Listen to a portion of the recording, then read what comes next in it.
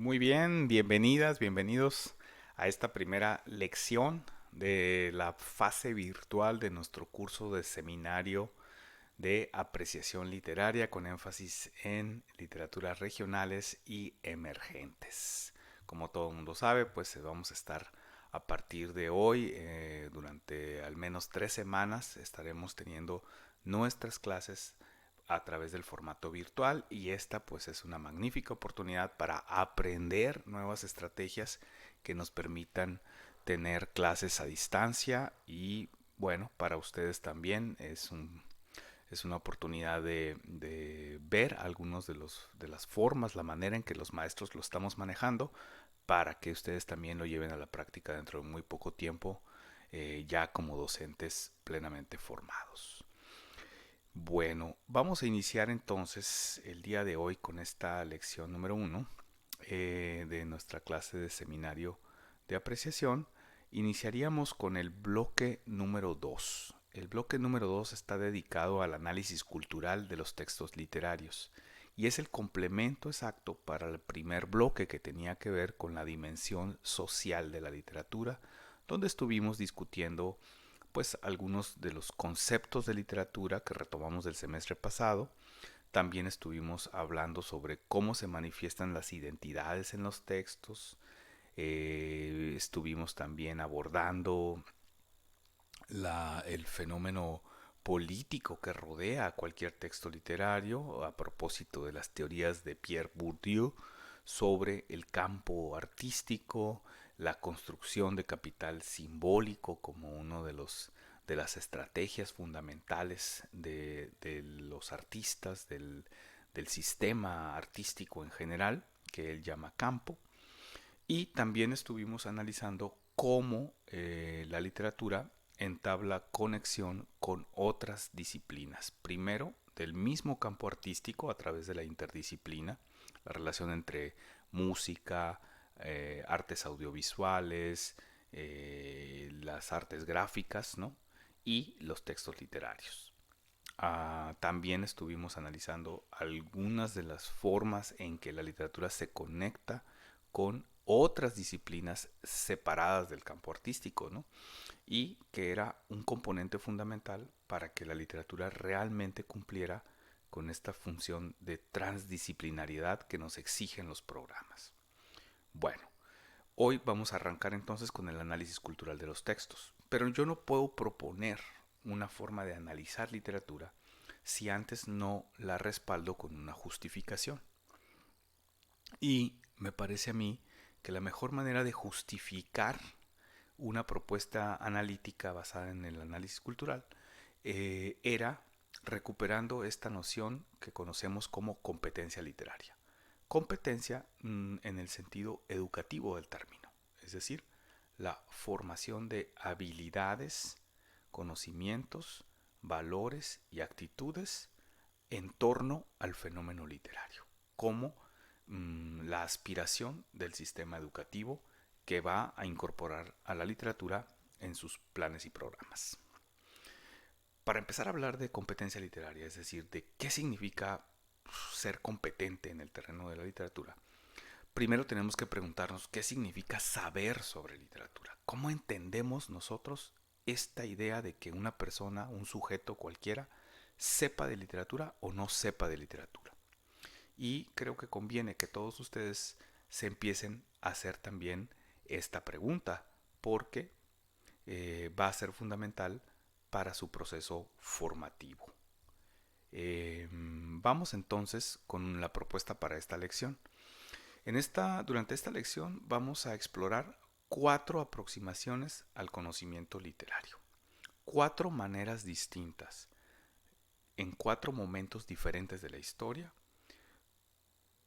con el que se asumió que una persona sabía de literatura. ¿Qué tenía que tener esa persona para poder demostrar que era competente? El término no se utilizaba, pero cómo demostrar que se sabía de literatura, que se estaba educado en esa área del conocimiento. La primera de ellas es la que llamamos una aproximación clásica, escolástica y romántica. ¿Por qué estos 3 términos, clásica, escolástica y romántica?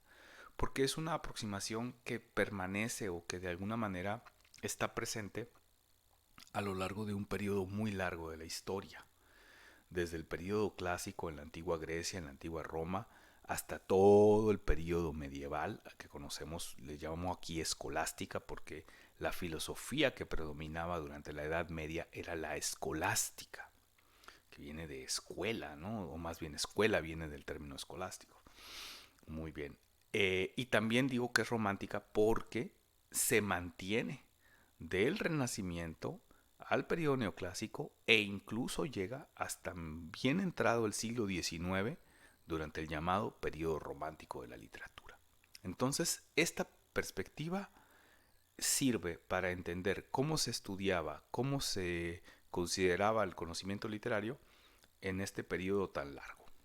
Primero que nada, podemos decir que el conocimiento literario estaba basado en el dominio de la literatura clásica. Las personas demostraban que sabían de literatura si conocían los clásicos. Y cuando digo clásicos nos estamos refiriendo a la literatura producida en el periodo helénico, en general en la antigua Grecia, y en el periodo latino, ¿no? La literatura de la antigua Roma. Estamos hablando, por ejemplo, de un dominio de los textos homéricos, las dos grandes epopeyas griegas, ¿no? La Ilíada y la Odisea. También la tradición dramática, la tradición teatral de la antigua Grecia, ¿no? Pues ahí podemos pensar en Esquilo, en Eurípides, en Sófocles, ¿no? Los tres grandes dramaturgos de este periodo. También estamos hablando de los clásicos latinos, empezando por Virgilio, ¿no? El autor de la Eneida, la gran epopeya romana. Pero no nada más él, sino también toda una serie de poetas como Suetonio, Plotino, Séneca, ¿no? Los grandes escritores latinos que hasta hace muy poco las personas recordaban, manejaban sus textos, sabían de ellos como símbolo de conocimiento literario. ¿Cómo se demostraba el saber literario en ese tiempo? Pues primero que nada había que memorizar, conocer los autores, saber los nombres, los periodos, las obras de las que hablaban. Pero también recordar al pie de la letra memorizado muchos de los textos latinos, las sentencias latinas, ¿no? Citas de estos textos, pero también pasajes enteros completos, ¿no? Ustedes recordarán, por ejemplo, hay mucha gente mayor que todavía recuerda poemas completos de Amado Nervo, de Pablo Neruda, de algunos otros escritores del siglo XIX, ¿no? Juan de Dios Peza en México, esa literatura, esa poesía mal llamada romántica, ¿verdad? Que es de carácter emotivo o patriótica. Entonces, eso es un resabio, eso es una herencia de esta perspectiva de la literatura. Además de memorizar los textos, había que ejecutar una operación de interpretación de los textos, pero que estaba siempre sustentada sobre una base filosófica moral. Se trataba de identificar y extraer de los textos un componente moral, valores que estaban representados ahí y que se compartían a nivel social. Entonces, quien dominara la literatura se acordaba de los textos, los recitaba, pero también los interpretaba en términos morales o éticos. Esa es la primera aproximación, la aproximación clásica. Ya en el siglo XIX empieza a surgir la aproximación historicista. Esta tiene su auge a finales del XIX o desde finales del XIX hasta más o menos la primera mitad del siglo XX. Esta interpretación, esta manera de acercarse a la literatura, pone su énfasis, pone su foco en el periodo de producción del texto. ¿Cuándo se escribió la obra? ¿En qué época? ¿En qué circunstancias? Por eso decimos que aquí es enfático la producción del texto, el momento de producción. Recuerden ustedes que estamos hablando de un periodo del conocimiento que se caracteriza por su enfoque positivista, la creencia de que se podían explicar los fenómenos con base en la razón y en la ciencia, ¿sí? Si en el siglo XIX se empezaron a entender las leyes de la física, se empezó a popularizar ese conocimiento que tenía que ver con las leyes de la física newtoniana, ¿no? La óptica, la electricidad, el magnetismo, las ciencias naturales, la botánica, los principios de la genética, incluso la neurología y la medicina, ¿verdad? Se pensaba, se asumió también que podíamos hacer lo mismo con los textos literarios, empezar a entenderlos, empezar a interpretarlos. Y el primer punto que tomaron fue una aproximación histórica.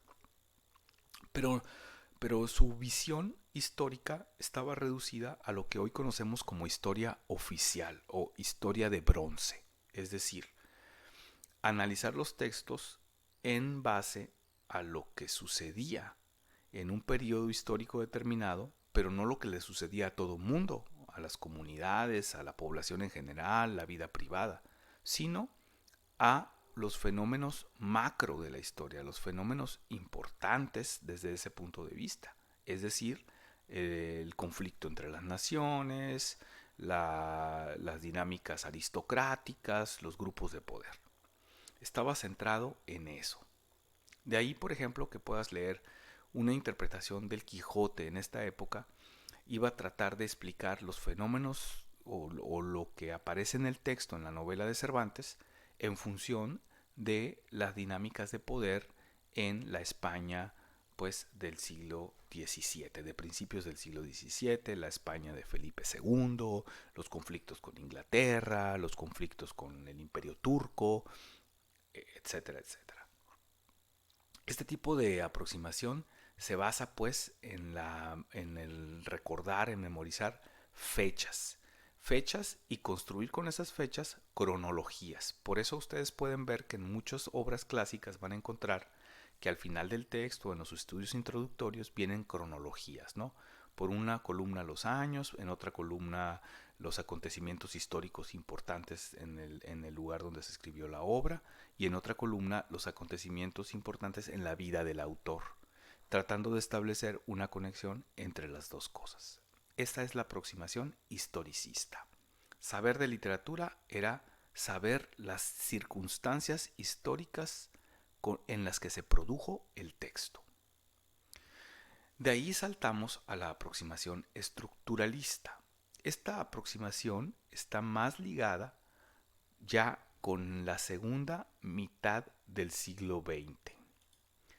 Se trata pues de un periodo en el que ya hemos dado un gran salto en el avance del estudio sociológico, los estudios antropológicos. Entonces se empieza a asumir que la literatura debe llegar al mismo nivel de especialización. Los estudios literarios deben llegar al mismo nivel de especialización que esas otras disciplinas de las ciencias sociales. De ahí, uno de los fundamentos de esta perspectiva es que el texto funciona como un artefacto, como un sistema con leyes propias. Por lo tanto, conocer de literatura es saber explicar estos artefactos literarios, es conocer su sistema de funcionamiento, como si se tratara de un reloj mecánico o una máquina cualquiera a la que si se le observa se identifican las partes, las funciones de cada una de las partes. Eso era saber literatura. De ahí que podemos decir que en este periodo lo que impera es la explicación de la composición del texto.